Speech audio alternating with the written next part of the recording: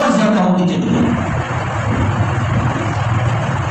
مفسرین نے فرمایا ڈھونڈ کر ڈھونڈتے وہ دو یتیم بچوں کی گائے، وہ ساری شرائط اس کے اندر پوری آ گئی. ان سے کہا گیا کہ گائے ہمیں دے دو، اللہ کا حکم پورا کرنا ہے. انہوں نے کہا ہم تو گائے نہیں بیچتے ہیں، ہم تو گائے بیچنے کے لیے تو نہیں. بڑی منت سمجھنے کی کہ اگر ہم نے گائے ذبح نہیں کی تو اللہ کا عذاب آ جائے گا. انہوں نے کہا کیسے کرو کہ گائے تو ترازو کے ایک پلے میں ڈالو، دوسری طرف سونا ڈالو، توڑ کر دیں گے ہم. کتنی شرطیں انہوں نے کی، کتنی اس میں ہیرو حجت کی.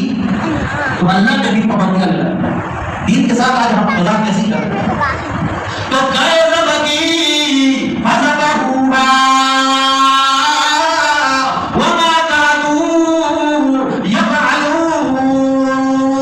اللہ فرماتے ہیں میں اندر کی بات تمہیں بتانے لگا ہوں، یہ ایسے کرنے والے نہیں تھے، ذبح کرنے والے نہیں تھے.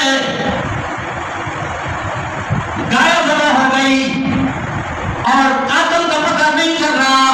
اللہ کریم نے فرمایا فَقُلْ نَضْرِبُوهُ بِبَعْضِهَا، اس گائے کا ایک ٹکڑا اس مردے کے ساتھ لگاؤ.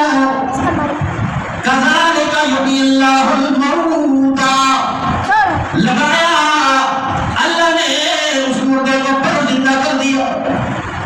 وہ تھا سب سے زیادہ جو رونے والا خدیجہ تھا، بیٹا وہ رو رہا. اس کا قاتل نے کہا، اس کا مقتول نے کہا میرا قاتل یہ ہے، سب سے زیادہ رونے والا تھا. اللہ کریم نے فرمایا كَذَلِكَ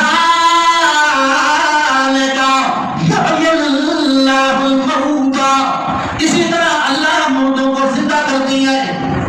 وَيُرِيكُمْ آيَاتِهِ لَعَلَّكُمْ تَعْقِلُونَ، اور تمہیں دکھلاتی ہے اپنی نشانیاں تاکہ تم عقل کرنے والے بن جاؤ. تو دین کے ساتھ مذاق، آج مسلمان مذاق خود بن رہا ہے، یا دین کے ساتھ خود مذاق کر